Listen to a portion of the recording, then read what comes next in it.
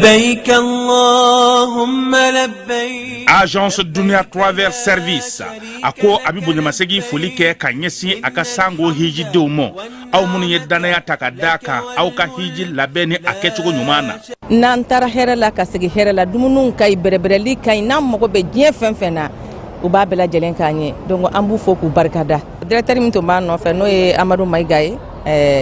ajora jorola nyamo ya ko fenfen ajora jorola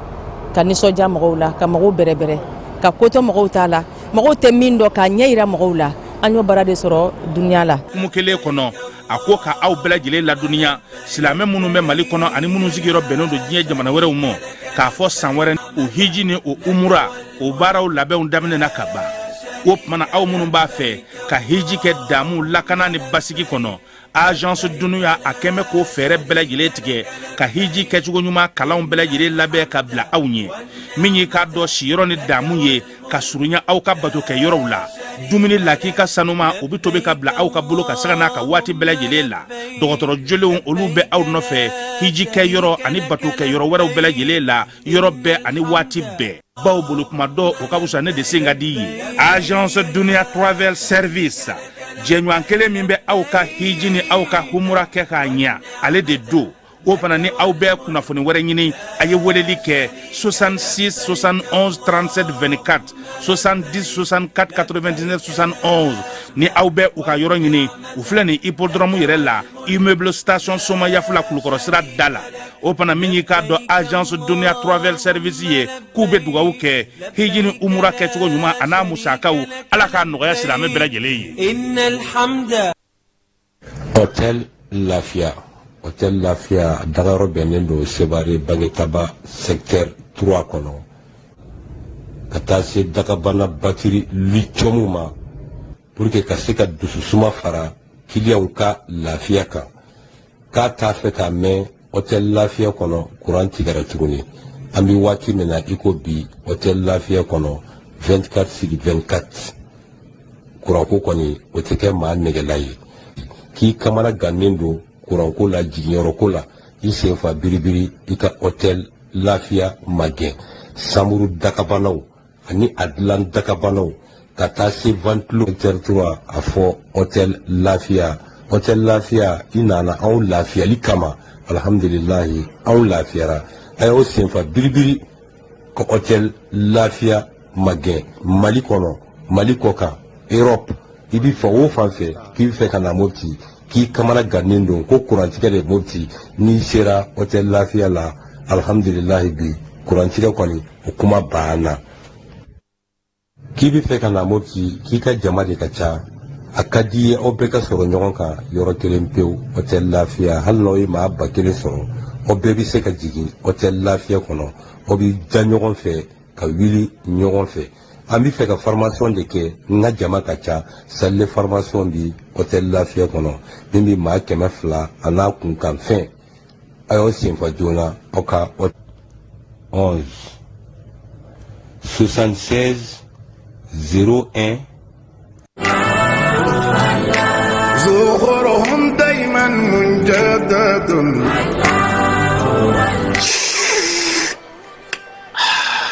ambade te duma kanubaw ample domine ko bibina bela jile sigle kudo ka temi nani kono anga jamana kono ashurula ni watina no e tever rasul atoko kadi chogo mina ate fanan kadi katemoga tever rasul ka tashin furo kono fika barada kono ana jabe nywana tever rasul nkewo ke ka tewuli fonga benefunji kala o bana ta butigi la doro ikafo ko tever rasul benefunji lama walima tever rasul nyamakulama walima a jasmine no mandiye a simple o fana be yino tever rasul ibe jafengo fe nyini tela a bela jile be ka nwan zora kono nana anga na nwan nege ni ko te duma bibina iba fo ko tever rasul abe froko chenyi ngono ninga seba sambala la ko rasul a froko sanfe chebe nyame sanfe tamaro shun jugoro wa imago ba nasugo fe na o jabe o froko ga ni mago be a benefunji la maka benefunji jabo ka ni mago be a nyama kula maka nyama ku jabo ka foka tabla jasmine na ana simple tever rasul a jezene do jamana infantan nani mali bɛɛ lajɛlen la ni waati na grossiste fɛn o fɛn bɛ suguba la n'i sera o ma n'an ka quartier kɔnɔ ani sugu wɛrɛw la i bɛ thé vert rasoul sɔrɔ yen n'i mago b'a camion va sanda la i bɛ wuli ka se ngolon na i ko makɔrɔ carré kɔnɔna na walima i bɛ nɛgɛjuru banba 76 44 30 29 79 60 31 60 n balimakɛ i bɛ ka fɛn o fɛn fɔ thé vert rasoul la ni nin bɛɛ b'a la ayi ne tɛ ɲininkali kɛ tuguni ne bɛ wuli ka taa san thé vert rasoul ka sanu wa a ka di 100% naturel o tuma na an bɛɛ k'a min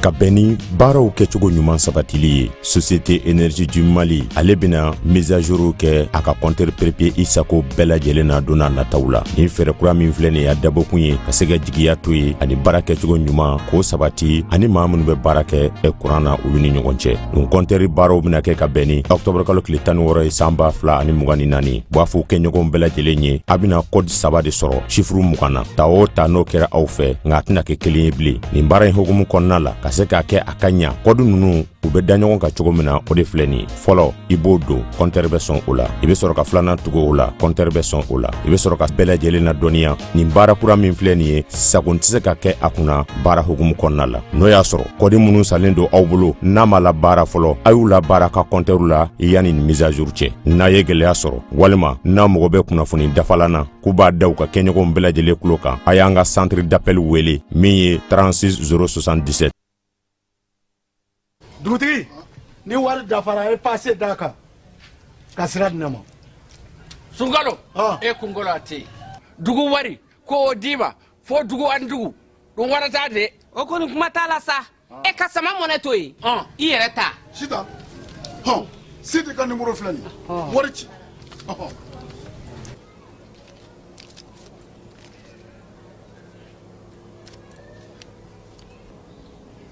wari sera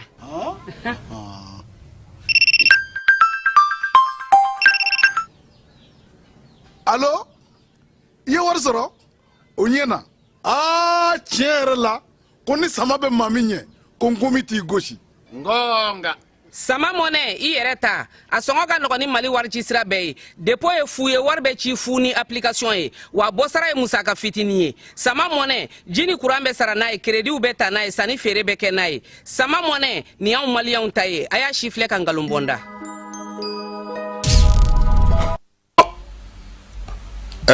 Elhaj Amadou Adital diinɛ kuntigi ba kalifa de don a minɛna an bɛ dugawu kɛ ka fara silamɛ diinɛ mɔgɔ bɛɛ lajɛlen ka dugawu kan an miirina b'a a la a bɛ yɔrɔ yɔrɔ nin waati na an bɛ dugawu kɛ a ka se k'a yɛrɛ sɔrɔ min ye cɔnɔ Amadou Adital ye maa minnu ni a bɛ u bolo an b'a yirula k'a fɔ silamɛ don laadiri don baarakɛla don faso kanuna don miiriya ɲuman ka bɔ Mali silamɛ bɛɛ lajɛlen yɔrɔ ka ɲɛsin a ma yaasa a ka bilali bɛ se ka nɔgɔya cogo min na a ka segin ka na a ka denbaya kɔnɔna na ka na an bɛɛ lajɛlen sɔrɔ o ye an ka laɲini ye an bɛ dugawu kɛ ka fara silamɛ diinɛ bolofara bɛɛ lajɛlen ka dugawu ka fala ye bɛɛ bɛ seli la bɛɛ bɛ bato la zaviyaw kɔnɔna na misiriw kɔnɔna na tarikatigiw bɛɛ lajɛlen wulilen don k'u jɔ bi an b'an ta fara u ta kan min ye an ka nin cɛkɔrɔba ɲuman in ye min y'an ka nin kalifaba in ye min y'an ka nin mugadamuba in ye a ɲuman bɛ se ka segin an ma cogo min na an b'o dugawu kɛ ka fara silamɛ ɲuman bɛɛ lajɛlen ka dugawu kan ala k'an tulo don kibaru ɲuman na. an ka ɲɔgɔn dɛmɛ ka binkɛnikɛlaw ni maafalaw ni walijugutigilamaw kɛlɛ a y'anw dɛmɛ an k'aw dɛmɛ ka binkɛnikɛlaw ni maafalaw ni walijugutigilamaw kɛlɛ n'a ye kunnafoni sɔrɔ binkɛnikɛlaw ni maafalaw ni walijugutigilamaw kan a ye nɛgɛjuru ci dɛmɛso la nɛgɛjuru sira fɛ wari tɛ sara min na 80 fu ni fu 11 20 walima 80 fu ni fu 11 22 walima 98 17 76 75 ngo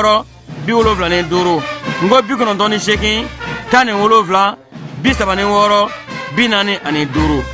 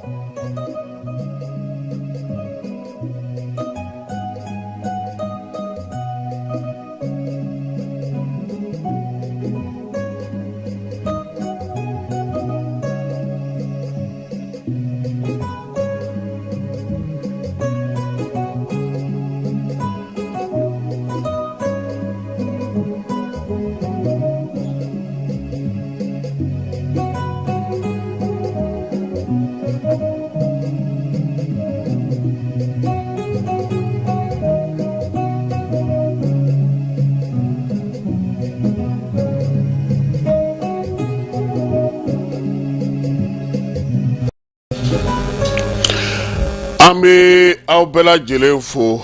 ka fasa ko bela jelen ma ko aw ni sogoma bien tenenye tuabukalo no ye janvier ye ale tile woro ye biye samba flani mugan ani duru amba fa aw bela jelen na sa ko munu sogolo na na mali kono mali koka aw bela jelen aw ni sogoma ni wati na amara ba soro do makunu ni mamunu kunu na ina fo sorisa ko na nyana o ubanta wati bi ku fana ni sogoma be kunu kuma iga sogoma dai bi sogoma dai na armée ale bele farasisa ka wudi ka jɔ ka mali fantani na ni bela jidena hokumu kɔnɔna sa bamanci wale kɛba dɔ be yen ni ye maaw sɛgɛn kosɛbɛ mali kɔrɔnfɛn fan fɛ kuma caman tun bɛ boli ka don alizerikaw fɛ yen n'o ye abu rakiya ye tɛgɛ sera ka da ale ka k'ale minɛ kɔfɛ sa armée a ye wuli ka jɔ kɛ fana gunda marabolo fana kɔnɔna na olu ka jɔ minnu n'o olu wolola sababa la nin waati in na kunungo seli fana magɛn waati an ye kumakan dɔ sɔrɔ filakan na min ye maa min bɛ ka kuma a la a tigi ma yɛrɛ tɔgɔ fɔ nka ko ko an ka cɛkɔrɔba n'o ye cɔnɔ amadu adi tali ye ko kɔni ko ala y'o ka kalifa minɛ a la sɔgɔmada in na an ye talilakaw ka denbaya mɔgɔw wele u ko an yɛrɛ ye kibaruya in mɛn cogo min u yɛrɛ y'a mɛn ten nka u bɛ wuli ka jɔ la n'ala sɔnna a ma tile kɔnɔna na ni fɛn fɛn bɔra a ko la u nana an wele a yɛrɛ balimakɛ min yɛrɛ tun bɛ ka mɔbili boli n'a ye a n'o min tun bɛ ɲɔgɔn fɛ n'o ye abibu ye an ye ale sɔrɔ bi sɔgɔmada in na ka kɛ ni kunnafoni olu sɛgɛsɛgɛli ye min bɛ kuma in kɔnɔna na an na dɔ ɲɛfɔ maaw ɲɛna a la yan'a pereperelatigɛ bɛɛ lajɛlen ka dɔ tile kɔnɔna na bamanci wɛrɛ ni ka wale kaba an y'a fɔ cogo min na sa gunda mara la wulikajɔ bɛ ka kɛ olu nɔfɛ pasteur Michel Samake ale ye yafa deli kɛ silamɛw fɛ silamɛw mori minnu tun taara kalan na marokokaw fɛ yen olu ka sɛbɛnw dira u ma mali lasigiden min bɛ Washington sabula États-Unis kaw fɛ lasigiden sigiyɔrɔ ye 4 de nka anw sigilen no 2 de la min ye États-Unis tilalen no kuluba 4 de ye Washington lasigiden sigiyɔrɔ bɛ yen New York bɛɛ lajɛlen b'a dɔn k'a fɔ k'o ye Nations Unies faaba ye o lasigiden fana bɛ sigi yen dɔw fana bɛ dɔw sigi yɔrɔ 2 wɛrɛ la ka fara yen kan Sékou Berté taamaden maaw sera a ma baara jumɛn bɛ ka kɛ maliyɛnw ye lasigidenso kɔnɔna Washington ale na o dan tulo ka fili fana maliyɛn minnu tun taara u garisɛgɛ lajɛ tunga la n'u segira ka na u ka dugu la ale fana taara lanbariyakaw fɛ yen min mana na sɔrɔ o la sa an na olu bɛɛ lajɛlen da tulo kan woro sɛnɛ ani woro baara o fana daminɛna an ka jamana kɔnɔna Joyila mara la yɔrɔ min don sa an na a woroden kuma kelen ye bi ka kɛ ni wulikajɔ ye baara in yɛrɛ bɛ ka kɛ cogo min na ka se ka faamuyali kɛ a ko la nin y'an ka kuma la kumabaw ye sɔɔni san an bɛna n'a bɛɛ lajɛlen walawala a bɛ se k'a faamu cogo min.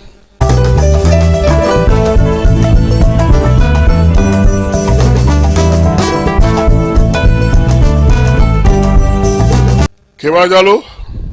i ni sɔgɔma fila fɔlɔ k'an b'i fo Masare i yɛrɛ fana i ni sɔgɔma bi ye ntɛnɛn ye dɔgɔkun daminɛ ye bi ye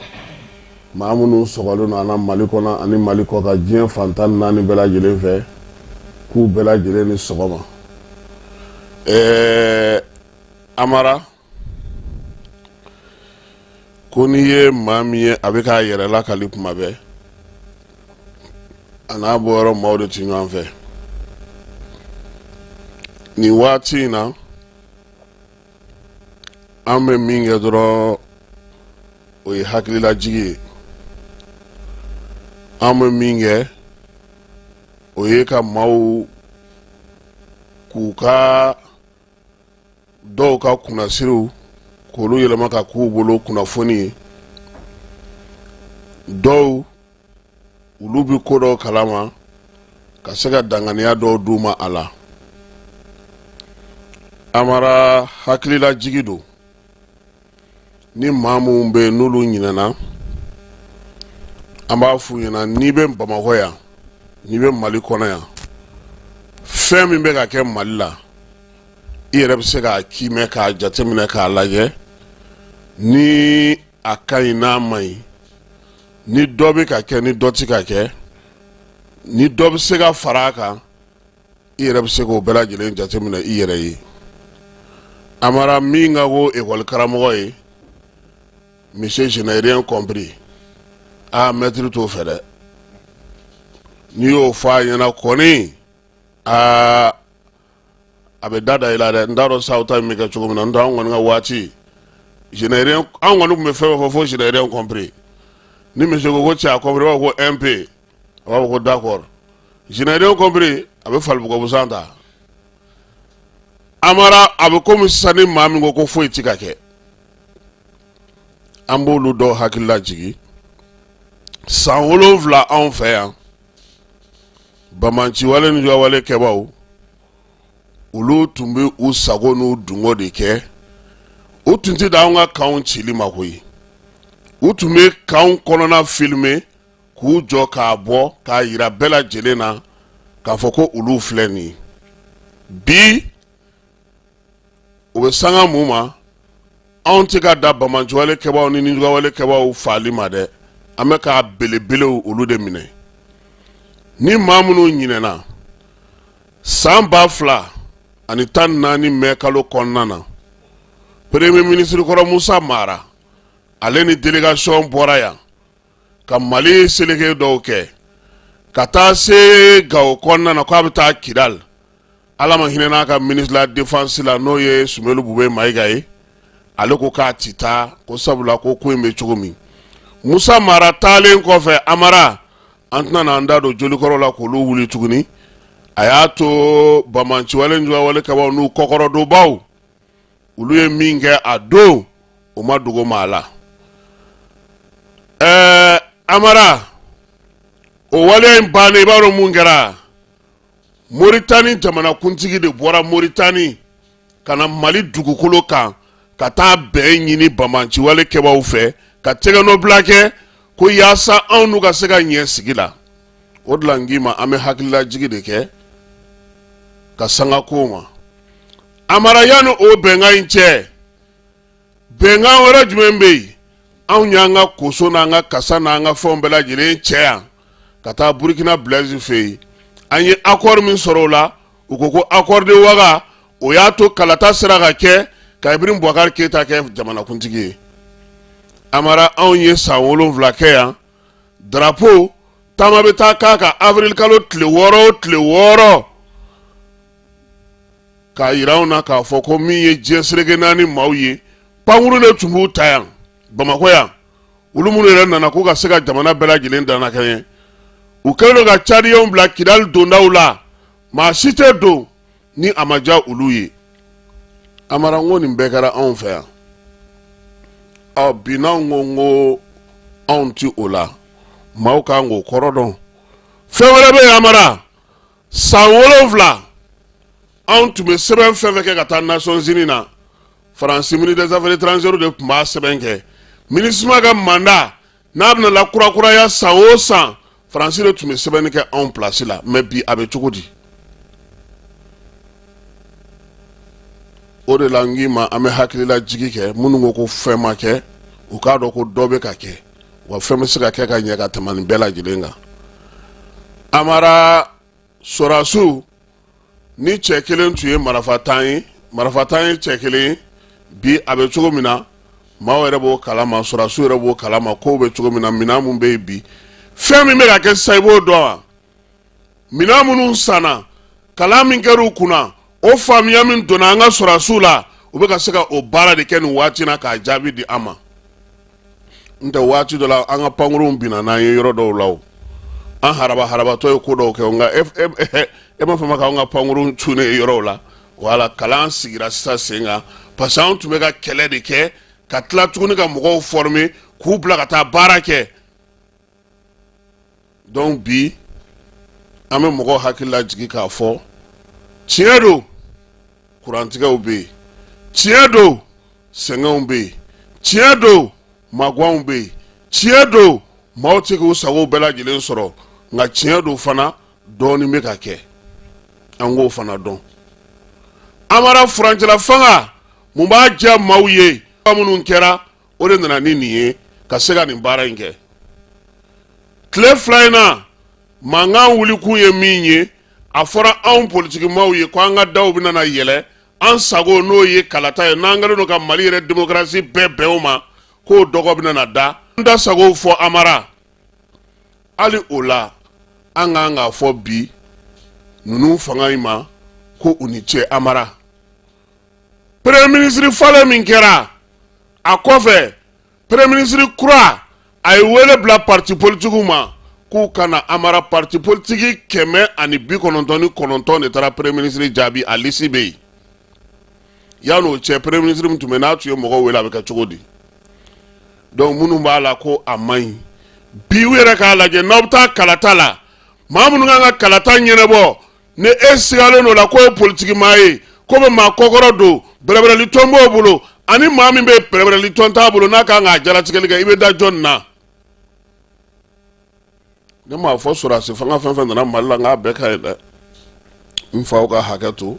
n mɔkɛw ka hakɛ to n bolo fila bɛ ŋɔn baw ye olu minnu ka wulikajɔ barika bonyana kosɛbɛ ka kɛ ni sɔrɔdasi fangaw ye an b'u fo k'u waleɲuman dɔn ni kɛnɛ in kan yan u ye sɛgɛnw ye u ye degunw ye u ye magɛw ye nka o sɔrɔdasi fangaw n'i y'olu fana lajɛ u fana ye dɔ kɛ koyi bɛɛ da y'i se de ye Amara hali n'an ye bila jani kunna i bɛ dɔ kɛ hali n'a dara i bɛ kini min san ka d'a ma tile fɛ i n'o o n'a fara i jamu kɔni kan o donc nin waati in na anw ka mɔgɔw minnu bɛ jamana kɔnɔ yan minnu bɛ kɔ kan minnu bɛ fɛn caman na mun ye u ni fanga fɔ ɲɔgɔn kɔ kosɛbɛ Amara hali bi yɛrɛ anw yɛrɛ bɛ fɛ transition ka baara kɛ sira min yɛrɛ fɛ o ye o de ye Mali de la i bɛ kɛ jamanakuntigi ye i bɛ kɛ marakɛbaa ye i ni danamaw bɛna a bɛ baara kɛ nka fanga yɛrɛ bɛ sinsin minnu kan malidenw ni maa minnu bɛ dorogo ɲɔgɔn na n'a bɛ fɔ o ma administration o bɛ fanga kɔrɔw de bolo hali bi n'i nana k'i b'o wuli o tɛ don kelen ko ye o tɛ tile kelen ko ye fɛɛrɛw de bɛ ka sigi o fana sira kan yaasa ka se ka dunko juguya ni yuruguyurugu bali mankan in kun bɛɛ filɛ nin ye koyi sabula anw fɛ yan jɔyɔrɔ ɲini place ɲini o barika ka bon ni baara yɛrɛ ye n'a y'i diya bi taa turu cɛ baarakɛyɔrɔw la n'i ye directeur sɔrɔ i t'a ka adjoint sɔrɔ yen n'i y'o sɔrɔ yen papier bɛ secrétaire mun la fana ko o cɛ man kɛnɛ ko o ma na baarakɛyɔrɔ mun bɛ ten cogo la maa ti maa jateminɛ maa ti maa kɔlɔsi o bɛ se ka ɲɛ cogo di Asimi de bɛ bɔ kuluba kan o bɛɛ ɲɛnabɔ wa Modibo Kone de bɛ tugu bɛɛ kɔ ka t'o bɛɛ jateminɛ yan anw yɛrɛ de b'a dɔn sisan mun ka ɲi an ma an de b'o sira fana ta donc bi fɛn minnu bɛ ka sigi sen kan baara minnu bɛ ka kɛ degun minnu kɛra fili minnu kɛra fɛn minnu fana ɲɛna ka tɛmɛ an k'olu lajɛ an k'an bolo di ɲɔgɔn ma kɔrɔ tɛ Amara an ka gɛrɛ ɲɔgɔn na kɔrɔ tɛ ko a ye na an k'a dun dɛ a fɔra de an ka baara de kɛ politique mɔgɔ dɔ ma bɔ kɔsa in na k'a fɔ ko ale ɲɛna ko premier ministre kura sigilen k'a tun bɛna tulu ɲininka o dalakan na ko gouvernement ko bɛ se ka kɛ cogo min na a m'a fɔ wa e ni Ala cɛ n'o ye jɔyɔrɔ sɔrɔ o bɛ baara de kɛ n'o tɛ mɔgɔ caman bɛ yen bi u tɛ politique la u bɛ ka faso dɛmɛ o an ɲɛ b'olu la o politique mɔgɔw de bɛ ka faso dɛmɛ caman bɛ forow la bi caman bɛ ka denmisɛnninw kalan bi a maloya bɛ dɔw la ka to Bamakɔ yan u seginna ka to ka togodaw la u bɛ ka fɛn wɛrɛ ɲɛɲini nka n'e sigilen don ko ni ninnu bɔra yen e dun tɛ ka baara wɛrɛ k'i yɛrɛ ye i bɛ balo cogo di i dutigitɔ don o don sɔgɔma i bɛ bɔ i bɛ segin cogo min na i bɛ na o cogo la ten wari min bɛ yen n'o y'i ka sara o bɛ ka d'i ma i tɛ ka baara kɛ i yɛrɛ kan k'i yɛrɛ ɲininka e bɛ ka faso bɛ k'e sara e bɛ k'i sigi ko min bɛ yen ko n'o banna tuma min e dun bɛ ka sara ta e tɛ ka taa baara kɛ e ti ka foyi kɛ jamana ye nka don o don ni politique kuma wulila e de da bɛ pɛlɛ o fana ma ɲi dɛ dɔ kɛ i k'i miiri k'a dɔn k'a fɔ ni dugu jɛra wulada mana se n'i y'i sigi n ye mun ɲɛ bi n ma mun ɲɛ bi Garalo ka kuma don e ye nin min kɛ a ye mun ɲɛ Mali ye a ye mun ɲɛ i yɛrɛ ye fɔlɔ a ye mun ɲɛ i faso ye a ye mun ɲɛ i ka denbaya ye n bɛnkɛ Darakonga ka kuma don i bɛ kɛ sɛkili balabalaji de ye bɔn tɛ min tɛ donc minnu bɛ fanga kɔnɔna na bi aw m'anw ka cɛ si jɛtɔ ye de ne ka kɔrɔ ni maa min ye n'o si bɛ jɛra ka ban yɔrɔ kɔni yɔrɔ in ma nɔgɔ Amara o sen t'a saraka jugu bɔ la ka ɲɛsin ma a dabali jugu i ka baarakɛyɔrɔ i taga yɔrɔ i bolo bɛ maga fɛn minnu na i bɛ ɲɛɲini su ani tile e bɛ se ka lafiya cogo di i tɛ min dɔn i bɛ min dɔn a bɛɛ de bɛ essayer i b'o la k'i kan ka faso de jɔ i kan ka fasodenw hakilina la i ka se ka baara kɛ i ye funangɛni ye i ko k'i faso de ka di ye hali ni ni bɛ to a la a ko ten de n'ale ale ni de bɛ to nin ko in na ale ni ka to a la parce que mun don n'i ye layidu ta mɔgɔw ye Amara hɔrɔn y'a kumakan de fɔlɔ bamananw t'a tu k'a nɔ dɛ o yɛrɛ Mali yɛrɛ siya bɛɛ ye sisan ni maaw bɛ fili ɲɔgɔn ma kɛ sinon ni fila cɛkɔrɔba y'a bila yɔrɔ min t'a ko ye dɔgɔnɔw ni bɔbɔw ni miyankaw kɔrɔbɔrɔw ni marakaw ni filaw kasongaw Mali siya bɛɛ kan fila fɔ t'a la o fanga yɛrɛ fana tana ye kan fila fɔ ye Amara an kɔni bɛ segin mun kan k'o ɲini gouvernement fɛ bi n'u b'a fɛ k'u ka manja k'a sɔrɔ u ma saraka bɔ u ka kuran di n'u b'a fɛ u n'u ka denmisɛnninw ka bolo ka don ɲɔgɔn bolo u ka baara bolodaw kɛ Amara u ka mɔgɔw yɛrɛw ɲini minnu bɛ yen n'u bɛ faso jɔ n'u bɛ faso kanu n'u y'a kɛ faso ye n'a caman dalen don so Musa Tarawele mun fɔ ka t'u nɔfɛ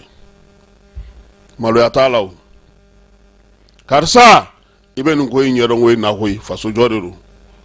maa si tɛ yen ko o fili sunugun bɛ anw ka jamana kɔnɔ yan donc nin ye sɔgɔmada in na kado ye i yɛrɛ n'a fɔ ko nin kado ta yɔrɔ ko ka gɛlɛ a bɛ taa mini bɛɛ t'a don wa kado national ayiwa an k'an cɛsiri ne tɛ sɛgɛn ne tɛ ɲinɛ a fɔli la an k'an cɛsiri an ka baara kɛ denmisɛnninw a wuli k'aw jɔ Ala bɛ maa garisigɛtigi de maa dɛmɛ maa min wulilen don k'i jɔ bɛɛ ko k'aw ka baara kɛ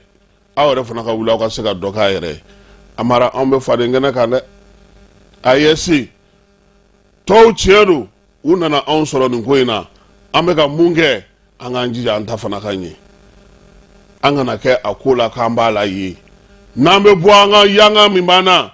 an ka daraja min b'an na an bɛ se ka ko minnu kɛ bi an k'a to o ka tugu an ka kɛwalew n'an ka kow bɛɛ lajɛlen na an ka jamana tɔgɔ bɛ don ko o ko la an ka hakili to o la maliden ɲɛnama minnu bɛ kɔ kan minnu bɛ passeport biométrique ko ninnu ɲɛdɔn minnu bɛ carte biométrique ko ninnu ɲɛdɔn mun bɛ se ka jamana bɔ degun na fɛɛrɛ bɛ minnu bolo a y'u wele a ka anw maliyɛn de intérieur extérieur ninnu to yen a ka malidenw yɛrɛ minnu bɛ kɔ kan n'u bɛ ko dɔn u bɛ ko kɔrɔ dɔn fɛɛrɛw b'u bolo a ye wele bila u ma n y'a daminɛ dɔw ye nka a ka di n ye dɔ ka fara a kan de Amara n bɛ segin a kan président n'i ye kuranko ɲɛnabɔ i ye ŋɔniba bɔ i kanubabaw de caman sen na n'i sera ka kuranko in sinsin ka kuranko in fura sɔrɔ fantan caman de bɛ minnu tɛ baara la bi n'i sera ka kuranko in kɛ komi a filɛ nin cogo min na bi k'a bɔ heure segin na k'a dɔ fara a kan o bɛ diya jamanadenw ye dɛ n'i sera k'o to fana na buguda fɛn fɛn bɛ yen ka fɛn dɔw sigi sen kan tiɲɛ yɛrɛ la a kana kɛ an ka projet kɔrɔ ninnu ɲɔgɔnna ye k'anw ni kebaw ni Amaraw bila a kɔnɔ anw b'a ɲɛnabɔ Bamakɔ yan ka taa dɔ di dɔw ma Segu an yɛrɛ bɛ to ka na k'an da yan ka wari tɔ bɛ don location ni mobili ni fɛnw na n'o fana baaradaw sera ka sigi maaw k'o ye a bɛ fisaya kosɛbɛ dɛ an b'a dɔn aw bɛ min na terrorisme kɛlɛ la o ma se kuma na bɛɛ lajɛlen ɲɛ b'o la dɔ bɛ se ka fara nin bɛɛ kan wa n bɛ segin a kan Amara n m'a fɔ maa si ye n k'a bɛɛ ka ɲi n ko de min bɛ ka kɛ a sira furannen dɔ bɛ se ka fara a kan Ala ka sababu ɲuman d'an ma.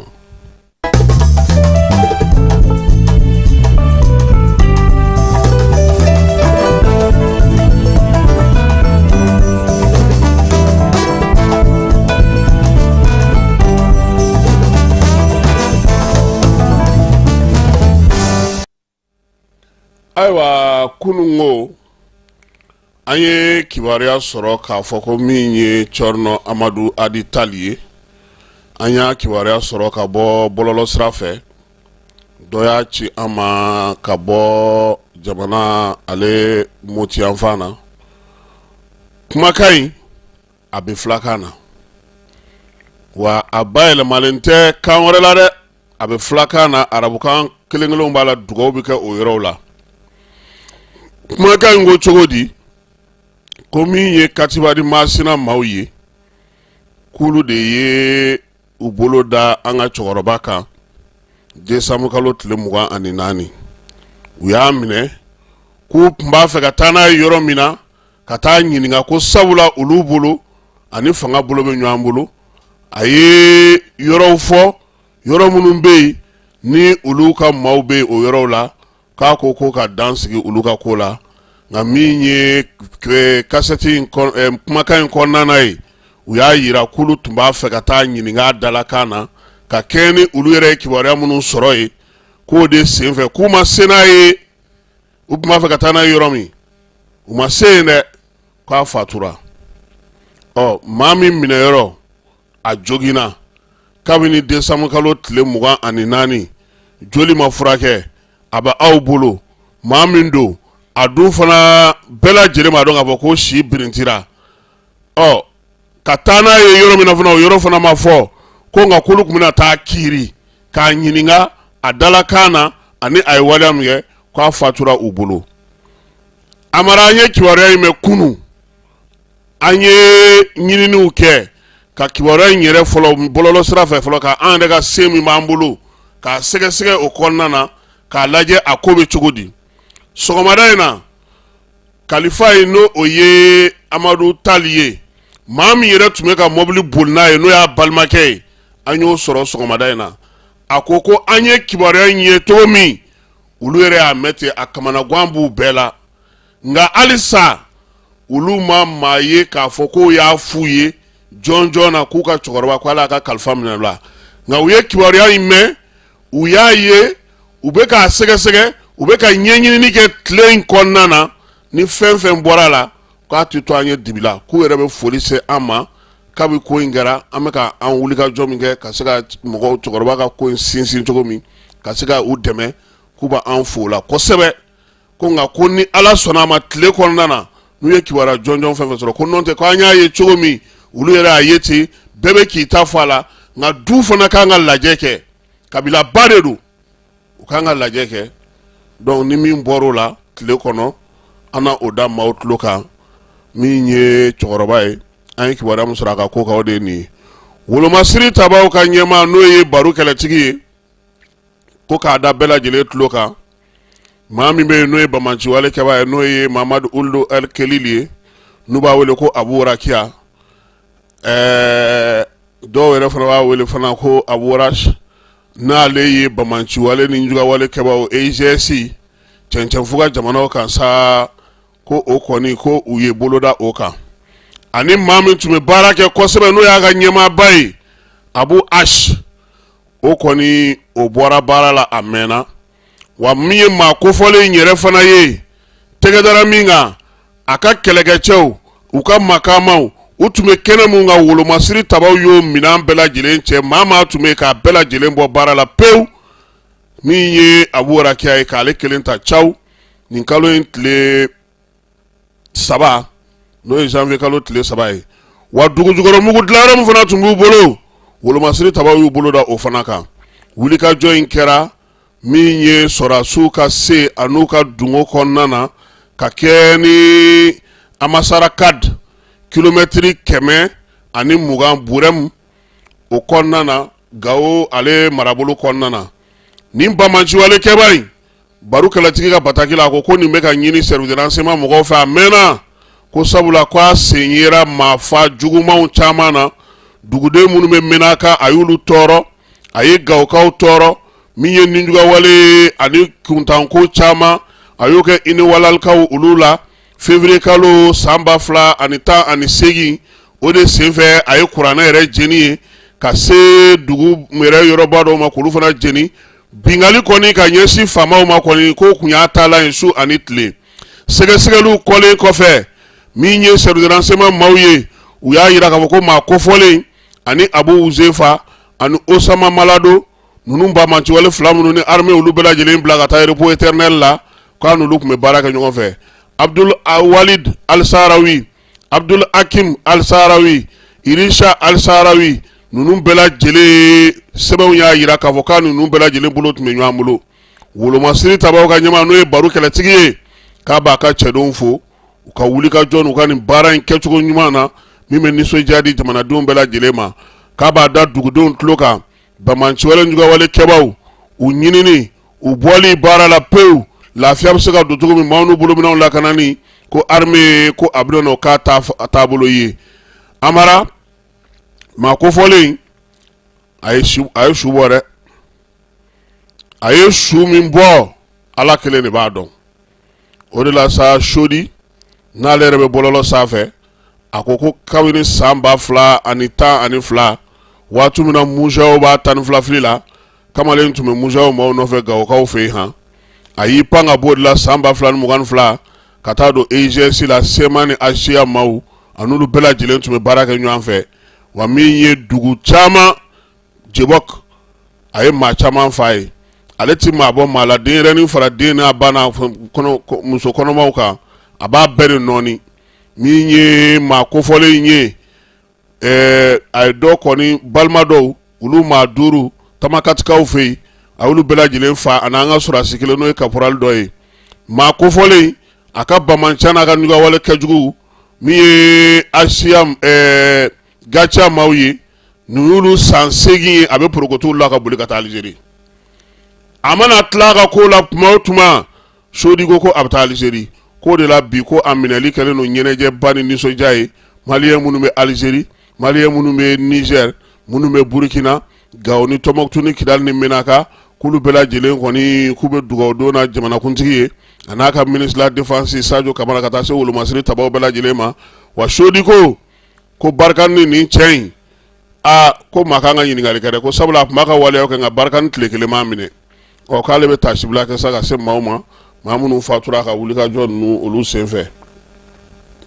armée dun ko fana ko dɔ bɛ fara cɛsiri ni timinandiya kan yaasa maaw n'u bolominɛw olu bɛ se ka kisi cogo min na jamana fantan 4 bɛɛ lajɛlen fɛ o hukumu kɔnɔna na sa kibaruya minnu ni baro kɛlɛtigi y'o di bi sɔgɔma k'u ye wuli ka jɔ kɛ min ye Razelma ale bɛ Gundam cercle kɔnɔna na Tɔnbɔkutu marabolo kɔnɔna na k'a daminɛ janvier kalo tile 3 la min ye wolomasiri tabaw ye u sera ka gosili dɔ kɛ pick-up dɔ la pick-up in kelen kun dugulen don Yurusu nɔ kɔrɔ sa minɛnw ni fɛnw kɛlɛkɛminɛnw caman tun b'a kɔnɔ u ye o kɔni bɔ baara la nin kalo in tile 4 o ɲinini n'o sɛgɛsɛgɛli senfɛ sa min ye Zarokaw fɛ ye Gurumara Urusu Tɔnbɔkutu marabolo la hali bi u ni bamanciwale ni ɲugawale kɛbaa dɔw fana bɛnna olu kɔni kun kɛlen don ka minɛnw caman sa ka olu kɔni bila n'o ye kɛlɛkɛminɛnw ye armée ye olu bɛɛ lajɛlen bɔ baara la k'a b'a yira dugudenw na sa ko u k'u hakili latigɛ u ka duguw la kɔlɔsili olu bɛɛ lajɛlen bɛ se ka kɛ cogo min na maa minnu filɛ nin ye sa n'u bɛ nin wulikajɔ in na k'u kun bɛ fɛ ka taa minɛnw de ta sa ka taa di kɛlɛkɛcɛw ma kɛlɛkɛcɛ minnu bɛ yen bi ni olu yɛrɛ bɛ guruma kɔnɔna na n'o ye bamanciwale jugawale kɛbaaw ye wolomasiri tabaw ka ɲɛmaa ko sa k'olu kɔni ka baara bɛ to sen na ko sabula ni maa ninnu filɛ nin ye u bɛ yɔrɔ o yɔrɔ la olu na wuli ka jɔ kɛ u nɔfɛ yaasa ka se ka u ka kow bɛɛ lajɛlen ka dan sigi u la kuma tɛ kɛlɛkɛminɛn minnu b'u bolo wolomasiri tabaw ka ɲɛmaa ko fana ko min ye sɔrɔdasiw ye a b'u fo u ka wuli ka jɔ a n'u ka cɛsiri la sɛbɛn in ale fasirila bi sɔgɔmada in na ka kɛ ni sɔgɔmada in na ale wuli ka jɔ ye baarako ta nasira fɛ Amara baarakɛlaw sariyakisɛ min bɛ olu tɔgɔ la n'o a bɛ fɔ o ma ko code de travail ko yɛlɛma donna o siginiden 20nan na siginiden 20nan kura in ko min ye kɛnyɛrɛye tigilamaw ye kuma tɛ kɛnyɛrɛye kalansow ye olu minnu bɛ contrat di maaw ma sa ko contrat à délai déterminé n'o o ye dan bɛ contrat min na ye ko ka tila ka o yɛlɛma k'o kɛ sa a ti ban fiyewu ye école minnu bɛ yen n'olu ye kɛnyɛrɛye kalansow ye k'u tɛna se ka yamaruya k'o kɛ tuguni dɛ n'i ye CDD di maa ma siɲɛ 1 siɲɛ 2 k'o y'o bannen ye i bɛ jagoya k'a tigi ta baara la ko ni waleya min kɛlen filɛ ne ka don sariya code in kɔnɔna na n'o ye code de travail ye a bɛna to sa maa 400,000 o de bɛna se ka ta baara la jamana kɔnɔna na wa musaka dɔw fana bɛ taa don jamana kun sabula min ye impôt saraw ni taxe saraw bɛɛ lajɛlen bɛ a la maa min ye sɛbɛn fasiri o ye inspecteur de travail Mokhtar Konate a ko tiɲɛ don dɛ ko nin bɛna yɛlɛma caman don baarakɛlaw taabolo la ko nka ko min ye baarakɛlaw ka laɲini belebeleba wɛrɛw ko olu bɛ yen ko nka ko nin min kɔni kɛlen filɛ nin ye ko nin ka ɲi ko sabula maaw bɛ taa dɔw yɛrɛ ye directeur ye k'u to awɔ e tɛ jamana in dɔn de wa bɛɛ a caman ye faso ka baarakɛda ye dɛ ɲɛ maa kan ta yan olu bɛ tila ka kɛ yɔrɔ tigi ye tuguni k'a sɔrɔ u ma recruter han ala ka sababu ɲuman k'an ye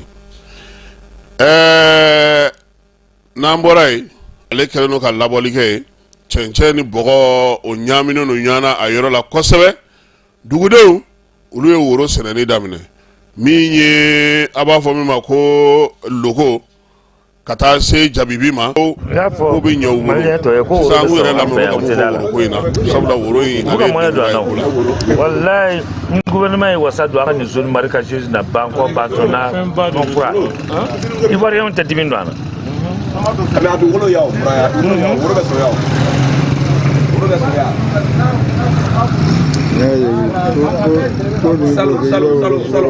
ok o k'a ka timi ka sɔrɔ différence t'a ni tɔw cɛ wala ne ye woro sun ye ku la dɛ mais ne kun t'a dɔn k'a ye denni daminɛ quoi mais fiɲɛ bɛ ka fili a bɛ ka bilen solo fiɲɛ bɛ ka fili a bɛ ka bilen donc n'a furukira ka bɔ a la a bɛ bilen a bɛ bilen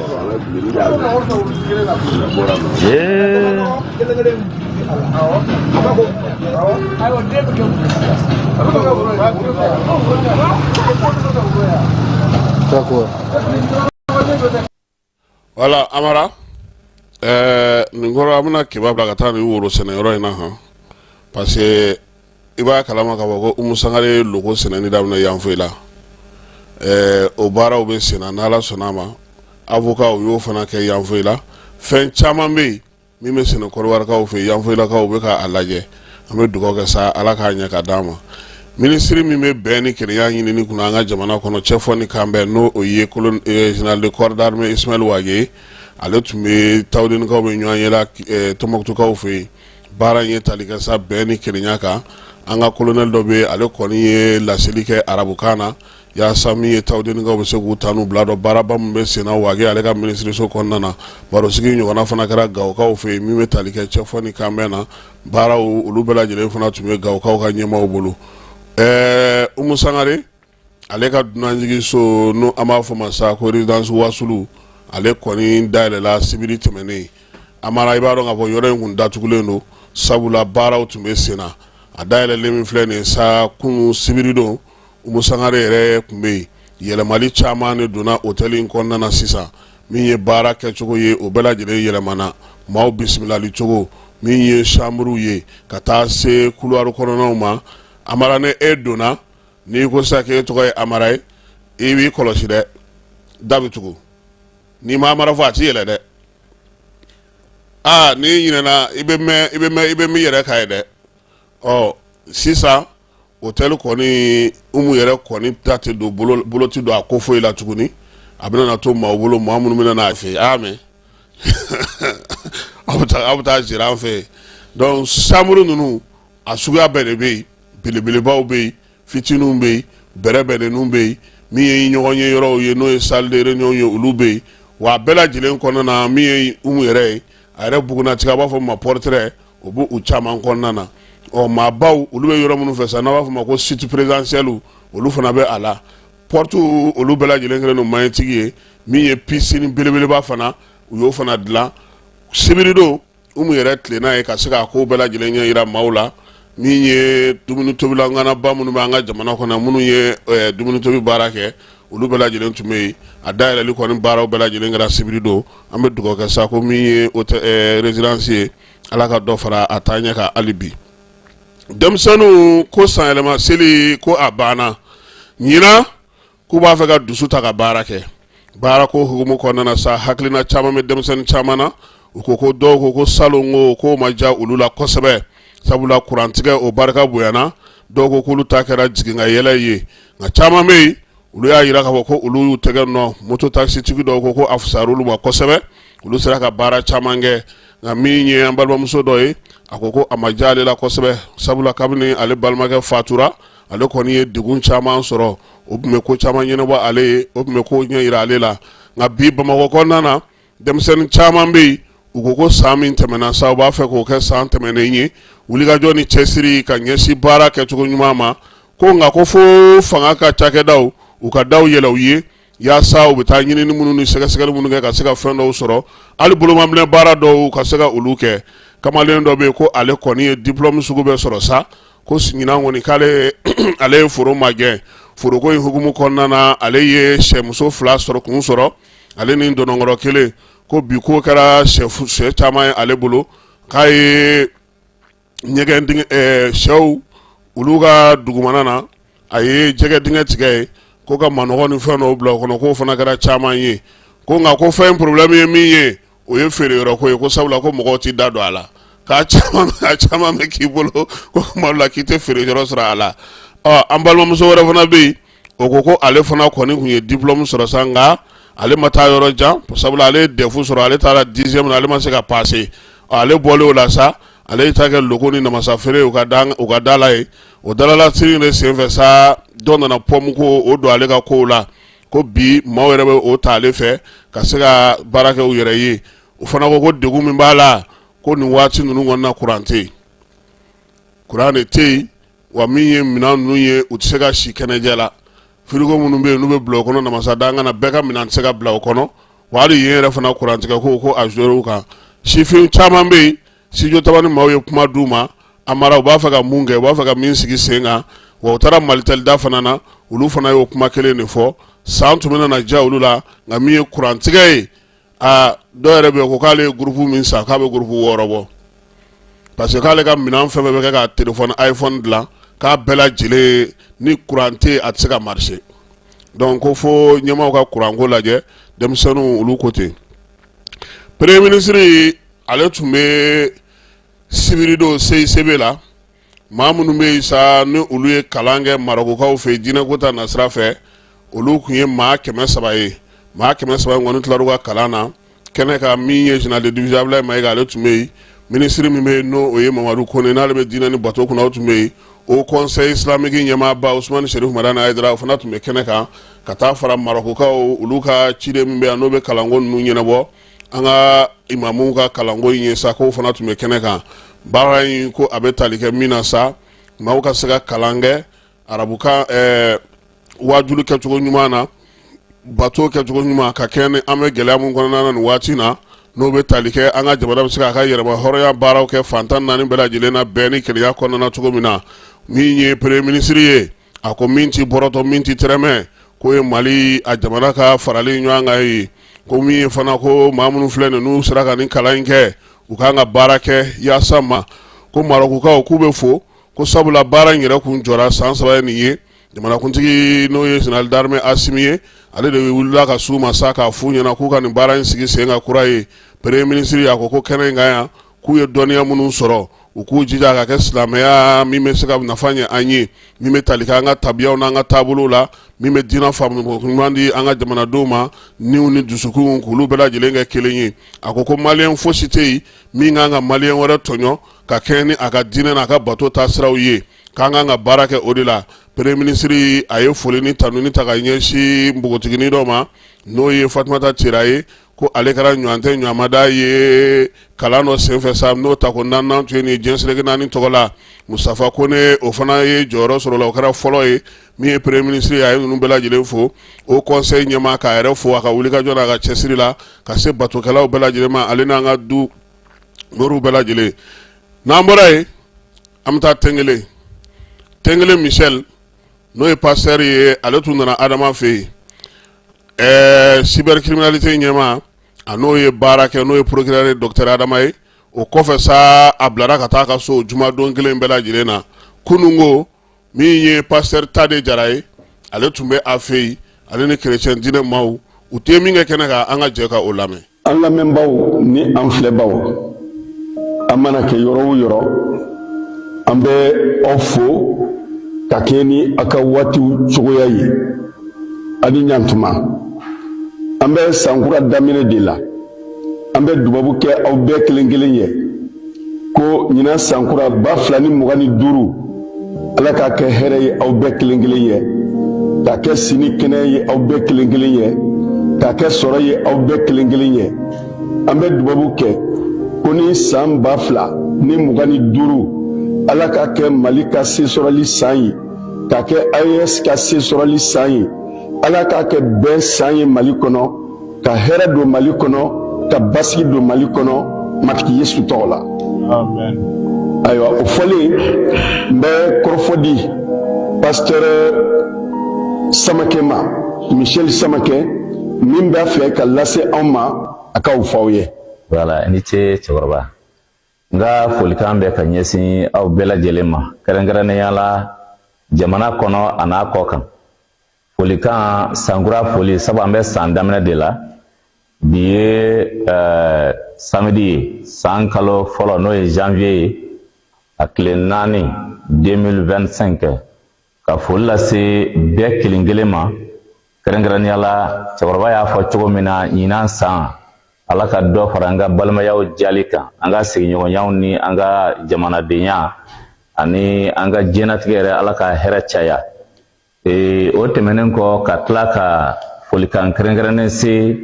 maliyɛndenw bɛɛ ma, Mali kɔnɔ ani Mali kɔ kan, cɛ fara muso kan, diinɛ ma bɔ diinɛ la. O tɛmɛnen kɔ ka min fara kan o ye yafa ɲini ye. Ma diinɛ sira fɛ o tun bɛ Mali in kɔnɔ ka yafa ɲini a bɛɛ fɛ kɛrɛnkɛrɛnnenya la, ka tila ka bolo fada fɛn o fɛn ye selibaga ye ka yafa ɲini bɛɛ fɛ. Fɛn min yera video la hali k'a sɔrɔ ne min bɛ ka kuma ne sago tɛ,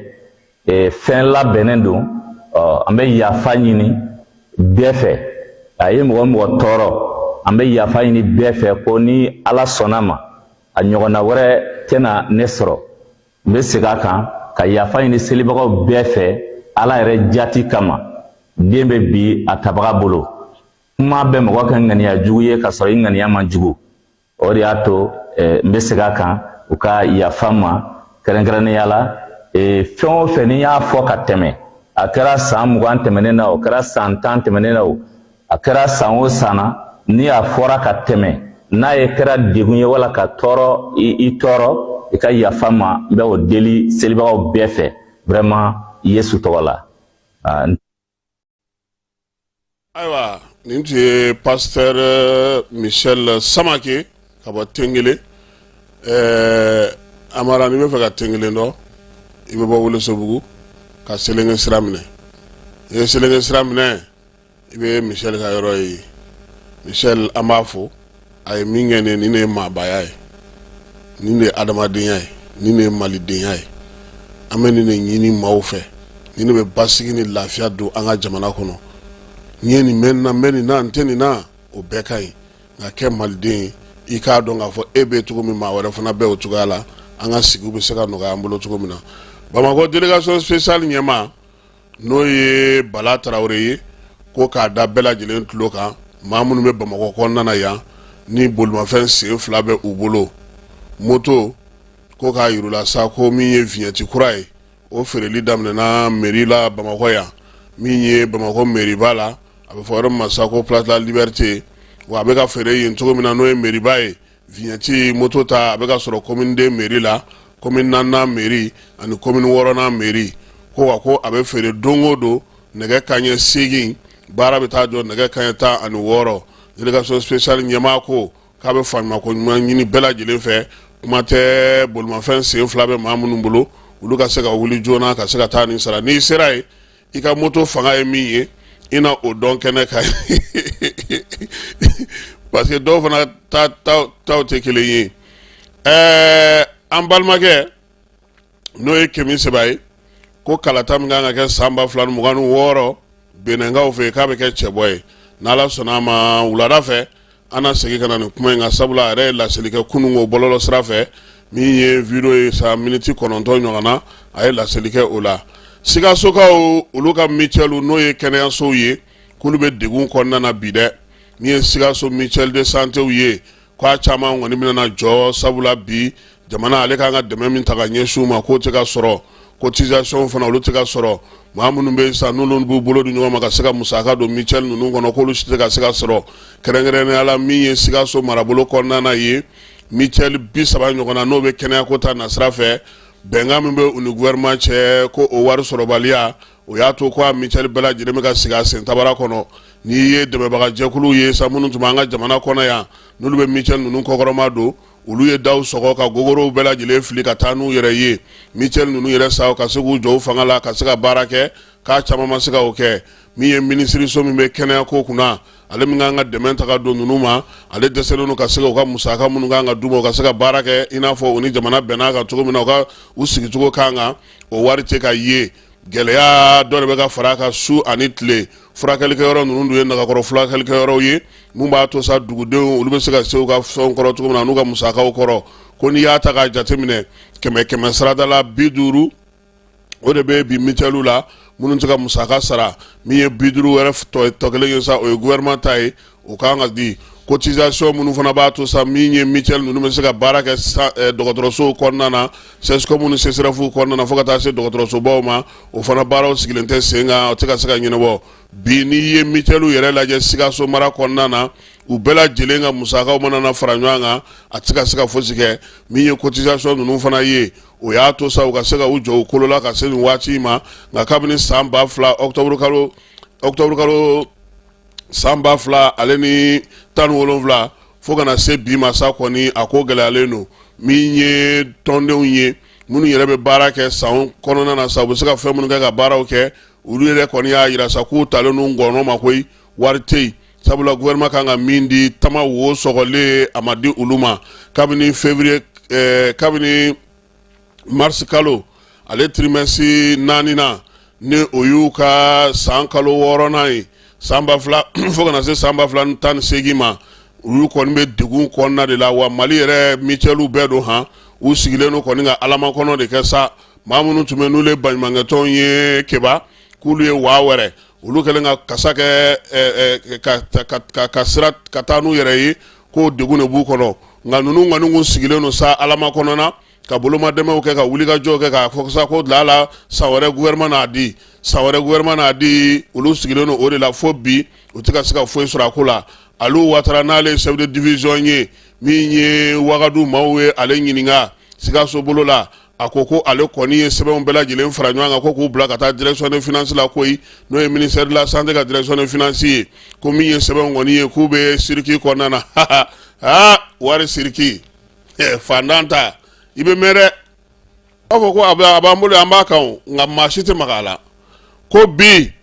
a b'u ko ale yɛrɛ t'a dɔn sɛbɛn bɛ fan min fɛ yɛrɛ minisiriso kɔnɔna na ko wa ko nin kɛlen don ka gɛlɛyaba de ta ka don bi an ka togodaw kɔnɔna na a degunba ye min ye ni maa m'u kɔlɔsi banamisɛn fara banaba kan fɛn minnu bɛ yen ka taa fara fɛn wɛrɛw kan k'a ka gɛlɛ wa hali ninnu filɛ nin ye ni nin tora tan assurance ko kuma minnu bɛ ka fɔ a bɛna na gɛlɛyaw bolo ko jamana dun fana kan k'a dɔn k'a fɔ kɛnɛya ale fana jɔyɔrɔ ka bon kosɛbɛ foyi tɛ se ka kɛ ni maa ni i tɛ kɛnɛya la ko wa ko gouvernement k'u b'a ɲini u fɛ sa u ka hakili ɲuman sɔrɔ ka se k'u kɔfilɛ ninnu na salon ko ni salon na sini ko bana minnu ni fɛn minnu kɛra 100 saradala 80 ɲɔgɔn na cotisation ale ni sɛnɛfɛnw olu sɔrɔliw olu de y'u sutura nka gouvernement halisa tama wo sɔgɔlen a tɛ k'a ci Michelu ma Sikasokaw yɛrɛ dusuma kasalen don nin ko in na kosɛbɛ sabula olu bolo u ye baara minnu kɛ ka se ka magan kɛ k'u jɔ u kolo la u bɛna dɛmɛ sɔrɔ ka bɔ gouvernement yɔrɔ ko olu yɛrɛ kɔni kɛra no sa i ko maa minnu yɛrɛ kɔni n'u ti jate foyi la Wagadu kibaruyadilaw olu de ye nin sɛbɛn in fasiri an bɛ taa Mali kɔ kan Mali lasigiden so min bɛ yen n'o bɛ Washington kaw fɛ yen Washington ale ye an ka lasigiden filanan de ye lasigiden min bɛ fila de bɛ an bolo kelen bɛ New York o sigikun ye Nations Unies kungow ye nin de sa min bɛ Washington anw maliyɛn minnu bɛ yen an ka ko bɛɛ lajɛlen bɛ ɲɛnabɔ ye jɛmukan dɔ de bɛ yen a tɔgɔ ye ko taamaden olu wulila ka se Sékou Berté ma an ka maliyɛn minnu bɛ États-Unis olu de ko k'an ka nin yira pour que olu fana bɛ se ka faamuyali k'a ko la dɔw y'a sɔrɔ nka k'an k'a yira ko bɛ a filili o b'o nɔgɔya kosɛbɛ an ka taga yen an k'a lajɛ. Merci beaucoup d'avoir fait le déplacement à Washington, kana en kumaɲɔgɔnya, échanger avec nous, voir vraiment comment se porte l'ambassade et aussi comment se portent les Maliens dans notre juridiction, à Djaranye, à Benama. L'ambassade de Washington, ici, on s'occupe des relations bilatérales entre le Mali et les États-Unis. Au-delà de ça aussi, bureau consulaire de Béafana, min bɛ chargelen don maliyɛn fɛn fɛn bɛ an ka juridiction na yan olu ka papier ko la min ye passeport acte de naissance wolosɛbɛw ani acte de mariage ou bien ka mariage yɛrɛ fana célébrer ani ka bamatɔw la taga Mali la ko papier ko ɲɛnabɔ ani laisser passer s'il y a lieu donc bureau consulaire bɛ yan ko o ko ɲɛnabɔ maliyɛn fɛn fɛn bɛ yan an ka juridiction kɔnɔ o problème bon vraiment ani maliyɛnw cɛya yan n bɛ se k'a fɔ vraiment tout se passe bien tellement maliyɛnw bɛ ka ca u bɛ ka caya parce que maintenant il y a une seconde génération qui a atteint ou bien dépassé même là la majorité. Donc, chaque fois que j'ai l'occasion, on est malien visiter au Cairo là, mbafounyena au kana au coup de enregistré. C'est ce qui est très important. On est au kana au coup hier enregistré. Parce que y a le boulot tableau courant de Mali qu'on a ça. Mais il y a un mbafoumy mako 4 biométriques. 4 biométriques au TC Kassoro. Tant que ni mana kanika enregistrement qui est avec là. Au avec une don diagouya de Maliens Beka. Et bien, il y a des enregistrés qui ont moins de 15 ans fingerprint tola, c'est-à-dire empreinte digitale tola. Mais ni temna 15 ans quand faut demseni kana aka empreinte kata ani aka de données de base kono. Donc na o kesi ça fiche individuelle be boka dima après ka carte biométrique be clan parce que ni tibolo c'est ka passeport soro. Donc entre yoro anya fo Maliens yo kana kono de enregistré. De enregistrement fole fara mais de mun wulla ibna ni o ka wolo sebe Amerique wolo sebe ya ambu yele ba ka Mali wolo sebe dima na o dima sisan am sero ka procédure toke e ka carte biométrique ni ka fichier no jelo be sero chogomina donc oye anga bara folo ani communauté donc vraiment sur ce plan les messages passent bien et mogo be kana armo ke chaque jour ani association fana mon sugulombea anga juridiction kono. Les contacts aussi se passent très bien entre nous, en termes d'information et en termes de collaboration et en termes de partage vraiment d'informations. Et mini profiter et quand il y a fait, quand il a fait fana anga famoma, anga otortoma, au cas ladje, au cas diaspora, compétences exploitées, malikono. Moi tu m'as mis ça en moyen, bah fait comme Mali demain,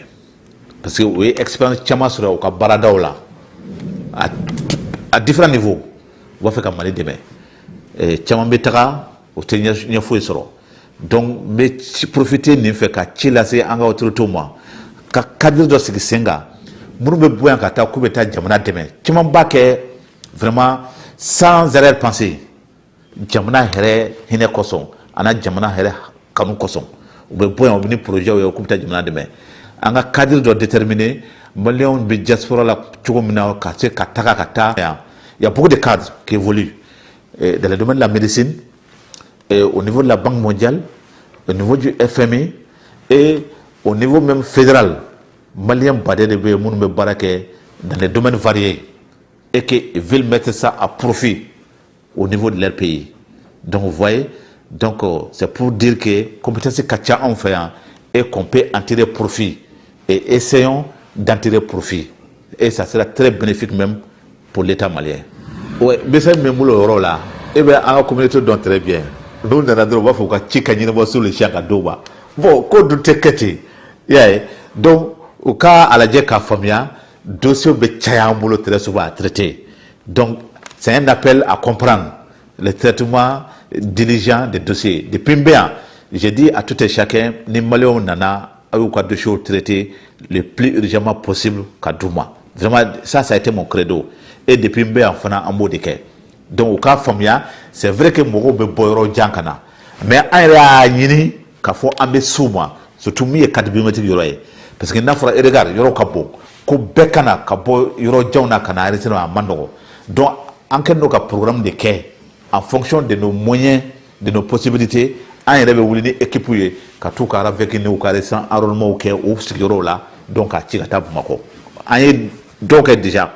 en tirant de là déjà pour l'attaquer. Tout le monde a marqué au cas si gamin y a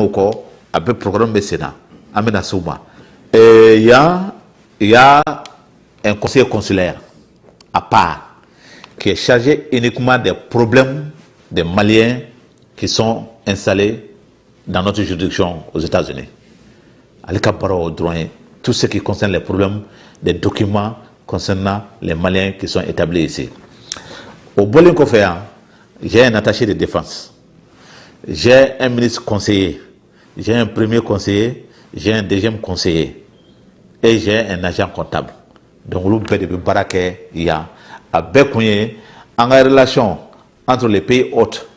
qui est les États-Unis et le Mali, d'une part. Et d'autre part, nos relations aussi, améliorer nos relations aussi avec la communauté. Donc, c'est pour dire que vraiment, on a tout un staff dédié aux relations bilatérales et aussi aux relations avec ne pas cesser de m'employer à ce que ces deux relations s'améliorent sur les deux plans. Ouais, moi, je pense que c'est une très belle initiative. C'est une très belle initiative. Mais à Kaladje, Kado fera, à quoi séjour pour que Kassé Malion Mao Sigorola, qu'on interviewer, ça sera encore mieux. Avant ni ye maaw be se faamuyali kɛ cogo min États-Unis kuma tɛ minnu bɛ Washington kɔnɔna na ka se ka ɲɛfɔli kɛ u ye amara n'an bɔra États-Unis an bɛ taa Bafulabe an bɛ taa kɛrɛnkɛrɛnnenya la nin waati na min ye Usubijaɲa cercle kɔnɔna na Usubijaɲa fana malien minnu dɔw kun taara tunga la olu segira ka na fili ale taara basala bena taa ni an ye miniti damadɔ kɔnɔna la ani maa fila baro la o maa fila ninnu u taara tunga la ka tila ka segi ka na ayiwa o maa fila kelen kelen bɛɛ lajɛlen ɲɛsi baara dɔ la faso kɔnɔna la min sera k'u bɔ nɔgɔ la o kuma ko bɛ misali di jamanaden kelen kelen bɛɛ lajɛlen ma m'a fɔ tungala taa man ɲi nka n'an bɛ taa an ka to fana bɛɛ man ka taa wa an ka dɔ fana tasiraw de bɛ yen minnu senuyalen don kɔlɔlɔ tɛ minnu na o kuma olu seginna ka na u bɛna kɛ misali ka jamanaden maa caman bilasira nin ko la Madaraya d'abord n b'aw ladɔnniya k'a fɔ ale ye maraka dugu ye a bɛ Usubijaɲa cercle fɛ ani Usubijaɲa dugu yɛrɛ cɛ kilomètre 30 bɔɲɔgɔnko ye ayiwa dugu min n'a sigilen bɛ taama ani moriya kan ka da ka bɛɛ lajɛlen ye jaabiw sakow ani kɛbɛw ye ani jamu wɛrɛw bɛ yen nɔ n bɛ hakili ɲini k'o fɔ Madaraya Jara Jabi ale ye conseiller Tomara mairie kɔnɔna la wa état civil min bɛ Madaraya ayiwa ale de chargé don o la kosɛbɛ nka o ma bali a ka soudeli kɛ a ka soudeur garage bɛ a bɛ tile baara la a ye min sɔrɔ o la k'o fɔ an ye an ka jɛ k'o lamɛn ɲɔgɔn fɛ n'an bɔra yen an bɛ taa Kanpa Jabi ale ye sifinnakaw ka ɲɛmɔgɔ ye ale ye san 5 kɛ France nka seginna ka na n'a ko yala gɛlɛya dɔw b'a kan a bɛna ɲɛfɔli k'an ye Jani sanfɛla la nin ye Jani ka laɲini ye ka gɛrɛ sigida denw na k'u ka hamina n'u ka kuntilenna dɔn ani ka dɛmɛ d'u ma ani k'u yira diɲɛ na o ye Jani ka baara ye o tuma an ka jɛ k'o lamɛn ɲɔgɔn fɛ jamakan in labɛnna Fili Jalo fɛ Jani ka lasigiden ne tɔgɔ Jara Jabi Madalaya maire délégué en même temps n ye subilikɛla ye donc n bɛ sudeli la Madalaya n bɛ porto de la n bɛ potro de la n bɛ fɛn caman de la ni ka baarakɛɲɔgɔnw an mɔgɔ wɔɔrɔ fo mɔgɔ wolonwula de bɛ yan baara in kɔnɔna na n ye nafa sɔrɔ a la parce que a kɛra cogo cogo ne ye balimatigi de ye n ka mɔgɔ minnu tun bɛ ka déplacer ka ne ka balo fana n bɛ k'o sɔrɔ fo ka mɔgɔw fara n yɛrɛ kan n'u bɛ ka baara kɛ n'u fana ka jamana baara kɛ i ma dɔ k'i yɛrɛ ye a bɛ sɔn k'i lase gɛlɛya dɔw ma parce que wari mɔgɔ si tɛ se ka ɲa ni denbatigi fo i ka denbaya musaka sɔrɔ ni dun ko ka baara kelen kɛ baara kelen musaka ma se k'i bɔ ni ala min kunna diya i bɛ sɔn ka donbali dun ni dun ye donbali don gɛlɛya b'o kɔlɔlɔ b'o kɔfɛ c'est pour cela ne ye nin fara n kan mais ne ni nin ka mairie n y'u bɛɛ taga ɲɔgɔn fɛ ayiwa vraiment degun min b'an kan bi bi in na o ye matériel ko de ye par exemple soudeli minɛnw poste t'an bolo plaisir t'an bolo sujet t'an bolo eto t'an bolo donc an bɛ baara kɛ olu de ka sisan nɔ maintenant minnu b'an bolo an bɛ ka débrouiller n'olu de ye mais vraiment poste ko kɔni vraiment poste ko de gɛlɛya fanba banna parce que an tɛ se ka baara kɛ n'a ye porte 2 3 a bɛ chauffer fo n'an ye machine faga ka heure 1 sigi donc après n'a sumana o la an bɛ wuli tuguni an bɛ baara kɛ bon vraiment o degun b'an kan n'an sera ka minɛn sɔrɔ an bɛ baara kɛ ni minɛn mais depuis sɔgɔmada fɛ fo wulada fɛ minɛn mun tɛ chauffer foyi donc o de kɔni ka d'an ye vraiment baara ni gɛlɛya tɛ ban parce que an bɛ yɔrɔ min na an ni dugubaw ka jan an ni Kayi ka jan an ni Bawolobɛ ka jan ani Bamakɔ ka jan minɛnw nacogo gɛlɛya b'o la ɲinan fana san nana cogo min na ji donna an ka yɔrɔ la ji ye tiɲɛliba kɛ n ka yɔrɔ la donc n ka masin caman bɛ yen nɔ ji dun n'a kan.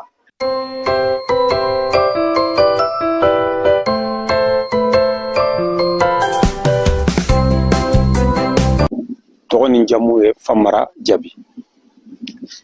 O bɔlen kɔfɛ hakilina mun ye ne bila nakɔ baara la o ye dunkafa ye. Buna hadamaden i kɛra yɔrɔ o yɔrɔ f'i ka dumuni kɛ.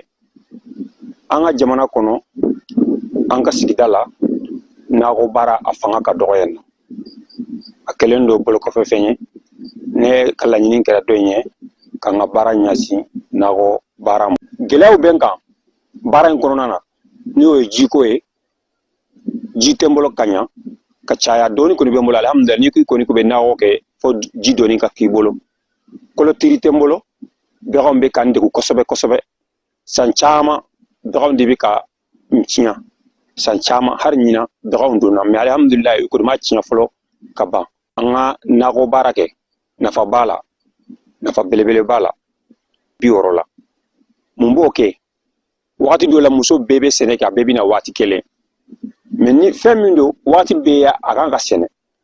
Fɛn caman de bɛ n'i bɛ ka sɛnɛ wagati bɛɛ i bɛna nafa sɔrɔ a la.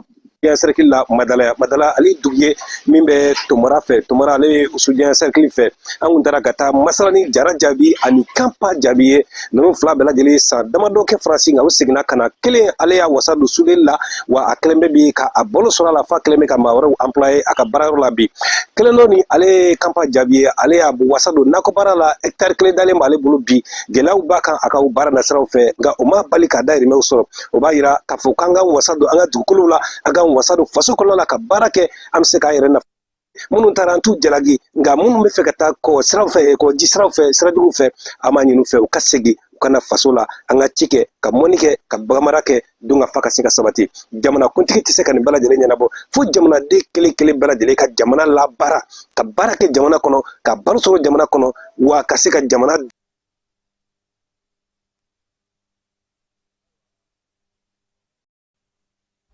o ye fili nin kun ye ale ka wulikajɔ ye wulikajɔ min ni ale ye o kɛ sa Tomara kɔnɔna na Amara i b'a dɔn k'a fɔ nin waati in na ji ale bɛ ka tiɲɛni kɛ dugu tɔgɔ ye di Tɔnbɔkutu ani Gawo ji ka tiɲɛni a y'a to sa kɔbolo min bɛ nin waati in na Bamara Mawudekaw fɛ yen o kɔbolo o taara fa kɔbolo falen kɔfɛ dugudenw yɛrɛ ye wulikajɔ kɛ yaasa ji a bɛ se ka taa yɔrɔ wɛrɛw la cogo min na olu yɛrɛ bɛ se cogo min na ka nafa sɔrɔ a la sabula u y'a ye k'a fɔ kɔrɔlen ji sigiyɔrɔ kɔrɔw ni kɔkɔrɔw baden bɛ olu ka dugu la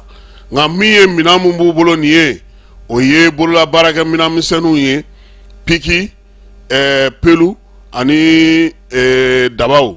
olu kɔni bɛ ka cɛncɛn kɛ yaasa ka se ka ji lase u ka dugu kɔnɔna na n'o y'a sɔrɔ Tɔnbɔkutu ni Gunamu ni Yafugɛnw ni Yuwaru ni Direw la a bɛ ka tiɲɛni kɛ olu bɛ fɛ ji dɔ ka na olu fan fɛ yaasa olu bɛ se ka tɔnɔbɔ cogo min na o hukumu kɔnɔna na sa an balimakɛ Sise ale min ye nin ja ninnu caman a bɛ ɲɛfɔli k'an ye ji in yɛrɛ tarikunin b'a la koyi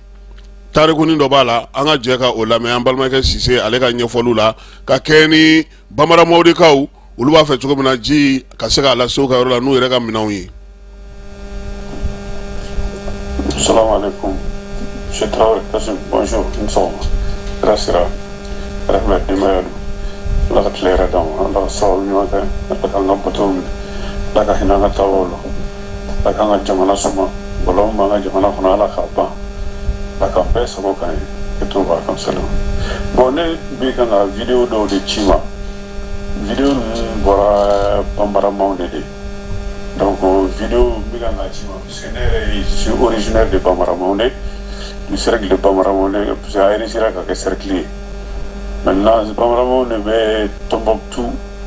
Tɔnbɔkutu ni Douanza de cɛ. Effectivement, lac fila de b'a yɔrɔ in na, dugu yɛrɛ sigilen bɛ lac fila de ni ɲɔgɔn cɛ. Lac Ɲangaye ni lac Do. Bon, Ala y'a kɛ depuis dans les années 70 la sécheresse ba minnu kɛra.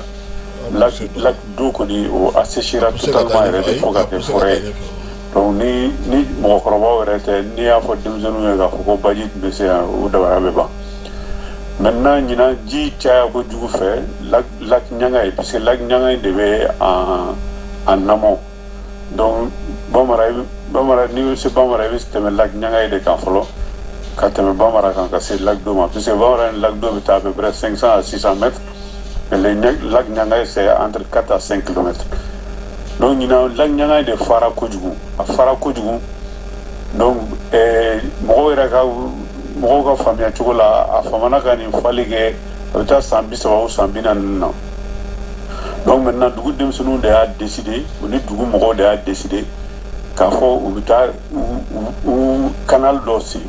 pour que ka ji sama ka se ka se village la donc u y'o baara de la sisan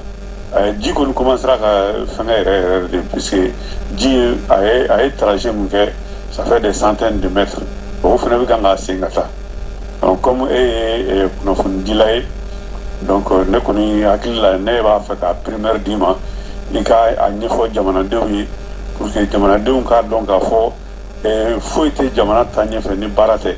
donc n'i ye baara kɛ i b'a tɔnɔ sɔrɔ u kɔni b'o de kan ok hakɛto b'a kan ayiwa Amara Keba yɔrɔ ji ale kɔni foyi tɛ se ka k'a kɔ ni Ɲafunge ni Dire ni Gunamu ni Tɔnbɔkutu ni Gawo bɛ kule la ko ka taa fura ɲini u ka ji la a kana don olu kan bamananmaw de kaw aw yɛrɛ ɲɛ bɛ olu la dɛ olu bɛ ka dingɛ de sen n'u yɛrɛ seko ye ji ka se ka se bamananmaw de dugu kɔnɔna na Keba bamananmaw de min filɛ nin ye n'i bɛ ka taa Tunbutu n'i sera Douanza n'a y'a kɔnɔfa tewu a bɛ sirafara minɛ aw numan fɛ a bɛ bamananmaw de sira minɛ bamananmaw de yɔrɔ dɔ bɛ e ka Tɔnbɔkutu kan n'i bɛ Tɔnbɔkutu kan dɔ de k'a ɲininka ko face à face ye yɔrɔ jumɛn ye cɛ min ka mobili bɛ tɛmɛ face à face la a ma nɔgɔn dɛ wa n'i bɔra face à face la i bɛ taa Kabara nka face à face a bɛ komi ka bɔ yan ka se an ka kare kunni na nka mobiliw bɛ heure 5 k'a la han a tɔgɔ ye ko face à face c'est à dire cɛncɛn yɔrɔ min don bɔ i k'i munumunu cogo a b'i minɛ